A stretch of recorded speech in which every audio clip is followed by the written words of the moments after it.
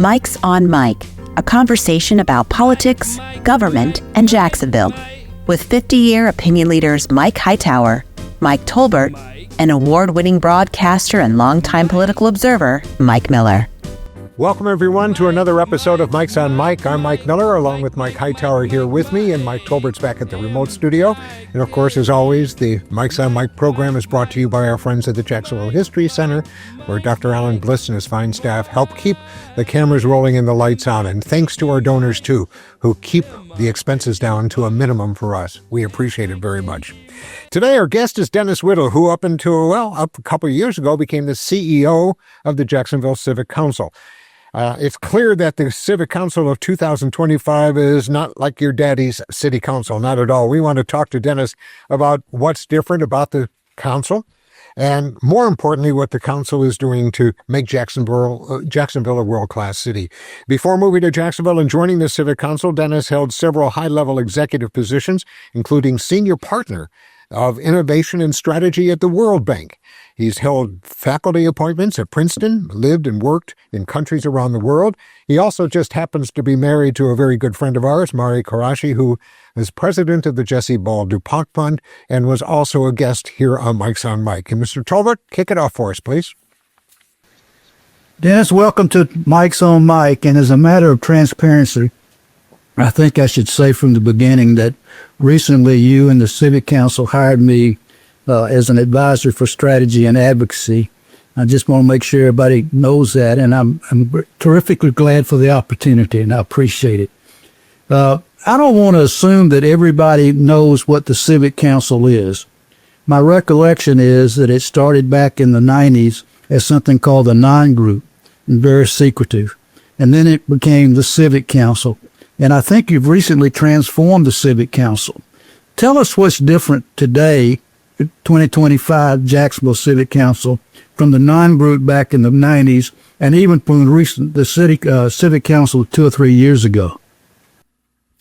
Well, you're right, Mike. I think things have changed over the years, and especially in the last couple of years. And I believe Mike Hightower was here at the beginning, but someone described the founding of the No Name Group as being 5 guys, maybe 1 woman, sitting around the River Club smoking cigars and drinking whiskey. And one of them put a cigar down and said, "This town needs some adult supervision." And I wasn't at that meeting. I was just going to ask, I want to see you smoking a stogie and drinking. That story is probably That story is probably apocryphal, but I think it does indicate the genesis of the group. It was a group of successful business leaders who felt that the political cycle and political incentives kept our leaders from being able to focus on long-term issues for the city, and that there needed to be a group of people who could aim at the long term, who were not subject to political pressures, and could help the city think about what it needed to progress. So I started out with 5 people sitting around the River Club. It grew bit by bit over time, but in a very informal way. It was still primarily a reactive group. People would sit around and smoke the apocryphal cigars and drink the apocryphal whiskey until someone said, there's something bad happening, we got to stop it. Or there's something good that could happen, we need to give it a push. And so it was a reactive group to push forward good things and to stop bad things, but they did it episodically. And after about 20 years, they looked up and realized that there were 70-some members, and they said to themselves, maybe we should actually have a strategic plan. And this is before my time. I can't take credit for any of this. Or blame. But they about 2 years ago, they spent 6 or 9 months thinking deeply about what they should become as a group, and they came up with a strategic plan. And the basic idea is to be proactive rather than reactive, and actually have a forward agenda as opposed to just starting and stopping things. And so they came up with this ambitious strategic plan, and then they looked up and said, where can we find a sucker that will actually help implement this thing? And somehow I got dragooned into being that being that guy. So I can talk a little bit more about the evolution as we go. Well, Dennis, thanks for being with us. Recently, there was a media release that announced the Civic's new chair, Gary Chartrand, who's a friend of all of us, talked about continuing the Civic Council's transition of becoming a more member-driven and transparent organization. 3 questions. Tell us what that means. What drove the decision to change the way the Civic Council is conducting your business, and why was that important to make that big transition? So 3 questions. So I think there's several layers of response to that. Member-driven means that all of the members would have a say in the agenda. And because of the way it was founded with those 5 apocryphal guys smoking cigars, the power in the organization had tended to remain with a small number of people. It was chairman, it had strong chairman, and they determined the agenda. And so one factor behind that is we had a lot of newer members who were saying, wait, if nobody's listening to my input, why should I be a member? So they wanted to kind of spread the power among members. But they also realized that with a new ambitious vision, that even the Civic Council can't do it by itself. Right. And the Civic Council, when I joined, the members were not listed on the website. It wasn't secret, but it was behind the scenes. And I like to say. And so one of the first things that I did is get the members' names and pictures on the website to get them out there so that people would not suspect that it was the Trilateral Commission controlling everything behind the scenes. And so what we've been doing over the last year and a half is getting our names and faces out there, but also getting the community involved in our work. And I think that's been pivotal. So that's what we were referring to in that press release. So I think the importance of, one, knowing who these individuals are, because they're people who help drive policy, help drive what's going on in town. So I think that's where the importance, I would think, is. It is, and I think that people are a little scared about it at the beginning, but now they realize it's a good thing. Yeah. And it's all about leadership, Mike, and you can't be an effective leader if nobody knows who you are. Correct. And so I think we've gone through a transition where our members are out in front, they're in public more. And the interesting thing to me is people look up to them. And, you talk about Gary. When Gary walks into a room, people really pay attention. Mm-hmm. Because here's a guy who epitomizes the Civic Council. He's an extremely successful business leader who has invested so much in the community, in education and many other things. Oh, absolutely. So he cares. There's nobody that cares more than Gary. And his whole family. And his whole family, and Nancy and his son, everybody. They've invested so much in the community, and they really care. And 2 other things I'll say about Gary that I think exemplify what I hope we can embody. One is we go where the evidence points us. We're not partisan. We're not ideological. And we try to do research that says, if we want to get to this outcome, this is the way to do it. And Gary he's a perfect example of that. He's got a strong point of view, but he's very amenable to argument, evidence, and logic. That's number 1. Number 2, Gary took over a company called Acosta that was just a small regional thing way back. And and Gary had this vision that Acosta should be a national company. And people told him, it's crazy, Gary, you can't do that. This business is a regional business. And Gary said, I don't care. And somebody told Gary, you're being unreasonable. And Gary said, maybe we all need to be unreasonable. And he grew Acosta from a small regional thing to a national leader. Absolutely. And that is what we're trying to do at the Civic Council for Jacksonville as a whole. We're trying to take Jacksonville from where it is now to make it a world-class city. Mm-hmm. And whenever I say that to people, I can see that they believe that's unreasonable in some cases. And whenever they say that to me, I was like, as Gary Chartrand said, absolutely, we have to be unreasonable to achieve our goals. So it's a real pleasure to have Gary as the new chair. That's great. In the past, we're accustomed to the Civic Council weighing in from time to time on particular issues facing the city.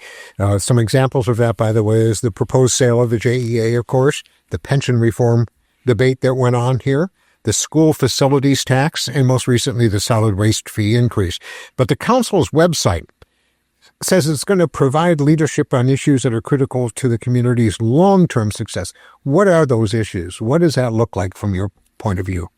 So our vision is to make Jacksonville a world-class city by 2032. What does that look like? So a world-class city would be, the way we're going to measure it is, are people moving here, moving their businesses, their families, and coming here as graduates? And are people who are already here staying and raising their families here and growing their incomes and their quality of life here? So we have a way of measuring both elements of that. We've got a working paper on that that's available on our website, Making Jacksonville a Destination of Choice, Strengths, Weaknesses, and Recommendations, that lays out a framework for measuring that. In some ways, actually, the UF graduate school really kind of personifies that, because we're going after a demographic of young people who are certainly not used to coming to downtown Jacksonville or Springfield or wherever it's going to be, where the main campus is going to be. But the hope, I know, is that those grad students, once they get here, will look for jobs after they graduate and after they get their master's or higher degrees, and then, of course, start their families and move here. So that's really a pretty interesting shot in the arm, if you will, for what I hear your vision is for going forward. Right. And we know that great cities, there's no great city that doesn't have a great downtown. Exactly. And I just got back from Charlotte. And I spent a lot of time in Boston. Yep. And I went to school in Chapel Hill. And all three of those cities are what I call hotbeds of education. Chapel Hill, Duke, as much as I hate to admit it, Duke and NC State and Wake Forest. Boston. And in Boston, you have MIT and Harvard and BU and BC, and Charlotte is got so many different universities there. Yeah. And so we think that's a great sign. And we worked hard to make that happen. Our members put a lot of blood, sweat, tears, and money into that. So that's a good example. Dennis, the three of us and many other people have often lamented that because of the political landscape in Jacksonville and the ever-changing political leadership, it's difficult to get anything done over more than one administration and mayor's office. We want to change, so we can't even agree on an identity for Jacksonville. You guys have come up with a 10-year strategy, a 10-year plan. Number one, why did you pick 10 years to get it done by 2032? And how the hell are you going to get it done by 2032? Those are the $64,000 questions there, Mike. But 10 years, for some reason, I wasn't part of the strategic plan, but I'll just say this, that 10 years is a reasonable horizon. You can't get done great things in 1 year, and if you make it 25 years, everybody's dead by that time. So 10 years, I think, it's a horizon that people can understand and that they feel they'll be around for. So that's that. The way we get it done is by constantly focusing on the end point. And you're never going to get to world class if you don't think about that every day. Yeah. So people that know me and work with me, I talk about this all the time. And I constantly am trying to shine a light. People say, what do you mean by world class? And I said, well, Jacksonville already has a lot of world class things. And let's talk about them. We don't think about them enough. So Mayo Clinic, Kent Thielen, one of our members, Mayo Clinic, according to Warren Buffett, the best brand in the United States. CSX literally powers America, sitting right down there. Joe Henrich, CEO. Haskell, if you go down and see Jeff Bezos' launch pad with Blue Origin, who was it built by? Haskell. Yeah. Jim O'Leary, CEO, member of our council. We got PGA here. We have Fanatics. If you go to a professional game, everybody's attired. It was at the Orange Park Mall. That's where they started. Fanatics. The store. Yeah. They started in one T-shirt shop. Exactly. And now they are a $38 billion company. Johnson & Johnson is here. A third of all the contact lenses in the world are made here. So we have some big companies like that are big, but we also have others that may not have a global reputation, but are world class. And right after I moved here, I had just been in Europe on vacation. I had been in Paris and was enjoying eating my croissant there. And I came back to Murray Hill, and I happened to stop at this little place called Community Loaves. And I went in there and it was kind of a, I don't know, ramshackle place. And I ordered a croissant. It was better than what I had in Paris. Yeah. And so I was like, what is this in Jacksonville, this little place with a sandy parking lot and everything where this woman is making a croissant and pastries that are the equal of what I had in Paris. So, you know, you have a lot of things like that. You have the YMCA. I think the YMCA here is one of the best in the world, and I've lived all over the world. I can go on. And a lot of groups are striving for world class. Tim Cost at JU, like this guy is not going to stop at anything other than making JU a world class, you know, university.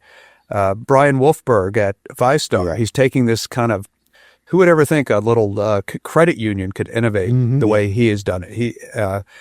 You know, Henry Brown just sold off Miller Electric, and Miller Electric has set a whole new standard. And I could go on. A Gateway, what Brian Mole is bringing to downtown. Yeah.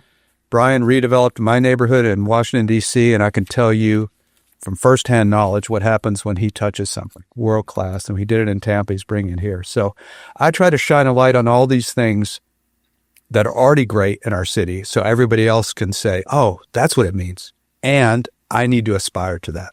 So one of my key jobs, I think, is just to make sure everybody looks at these groups that I've mentioned and said, I need to be that good. That's what world class is. Yeah. Dennis, I want to go back to y'all being more transparent, which includes bringing people in Jacksonville from outside the Civic Council to engage in the thinking and the planning of the future, as you said, 10 years out. For the three Mikes, hopefully we'll be here in 10 years, or at least be pushing around. But specifically, when you talk about, when you go on your website, you have something which is called the Epic Jax Sprints. What are they? Who participates? And why are you doing them? And it's called the Epic Jax Sprints. That's a whole new word thing that we've never heard before. Yep. Again, coming out of the new Civic Council. What about that? So they address a couple things. The first reason that we did them, and I'll tell you what they are. Well, let me tell you what they are first. Epic Jack Sprints are a way of bringing community leaders together around a certain topic, for example, education. Talking about what are the priorities for us to address in education, picking something on which we can move the needle in 90 days, and then the clock starts, and everybody goes like hell for 90 days to try to move the needle. And then we do it over and over and over again. And everybody who's involved plays a role in that. We have a kind of system of quarterbacks and halfbacks and things to give people a sense that you play different positions on this team. So sprints adapt a methodology that comes from software development and product development of breaking big problems down into small problems and then just, you know, getting them done in rapid succession. Right.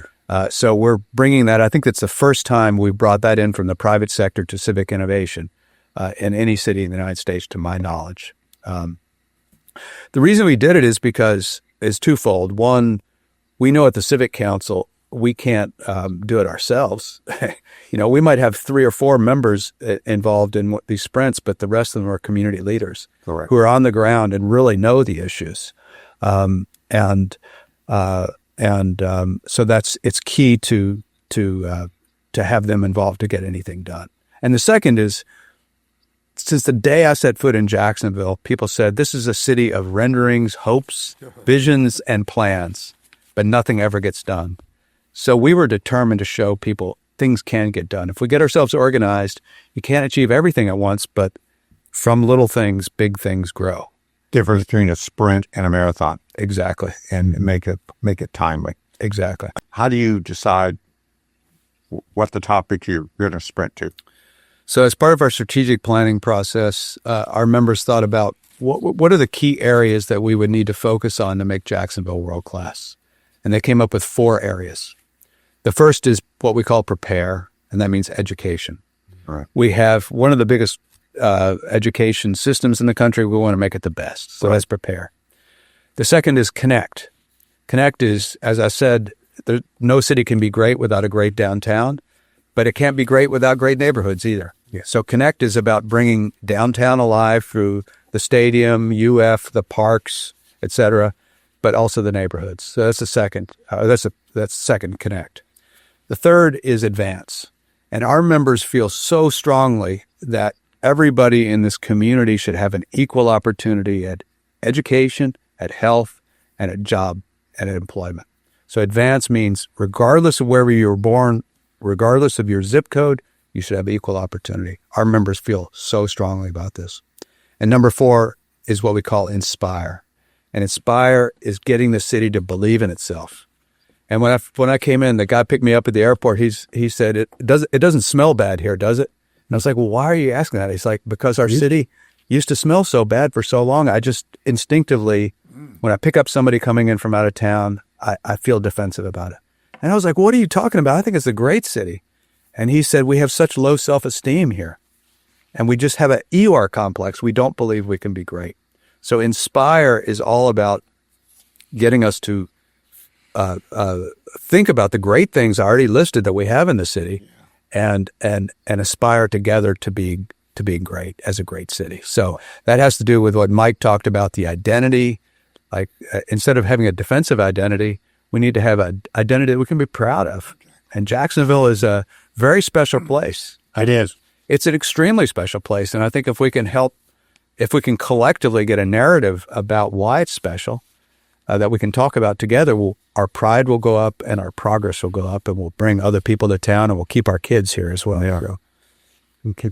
I'm going to go back to bringing up the Epic Jack sprints. How does a person become part of that if they want to? Those who are watching or listening to us right now, and they're saying, that sounds kind of exciting. I'm not part of the Civic Council, but how do I get involved? Now, how do I help push? How do I help move Jacksonville forward? And just to follow up on what you originally asked, so the sprints are built around those 4 priorities: education, equal opportunity, connection, and neighborhoods and inspiration. So that's how basically we organize our work. And then we invite in a small group of community leaders, and we say, who do we need to be part of this? If we think about this being successful, who needs to be part of it? We don't want people that are not needed, and we want everybody who's there to be critical to the success of the thing. So we work with nonprofits around town and city council and the mayor's office to identify these people. And we tend to operate through referrals of this person needs to be there, that person needs to be there. That's kind of how it's worked so far. Okay. Just about out of time here. Mr. Tolbert, you want to ask the final question here?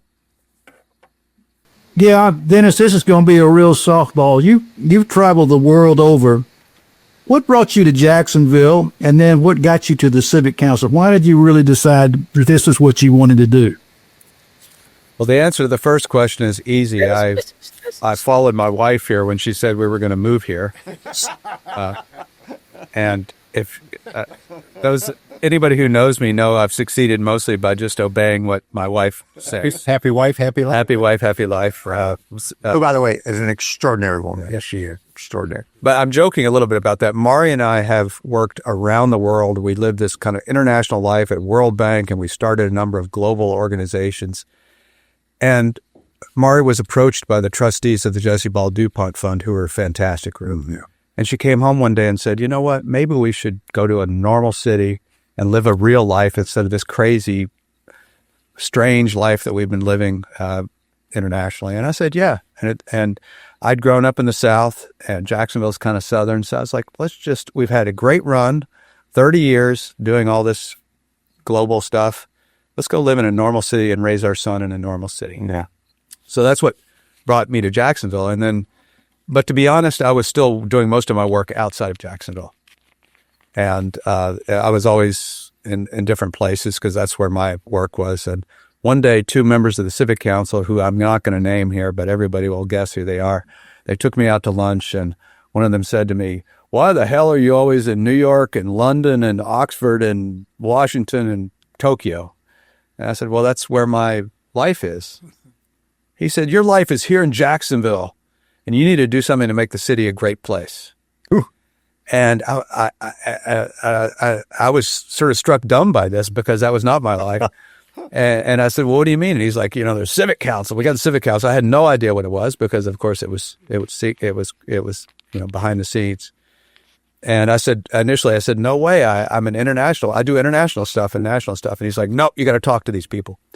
So I went out and talked to people like David Miller from Brightway, and Gary Chartrand and Bobby Stein and John Baker, and Ronnie King and a bunch of other folks who are on the Civic Council.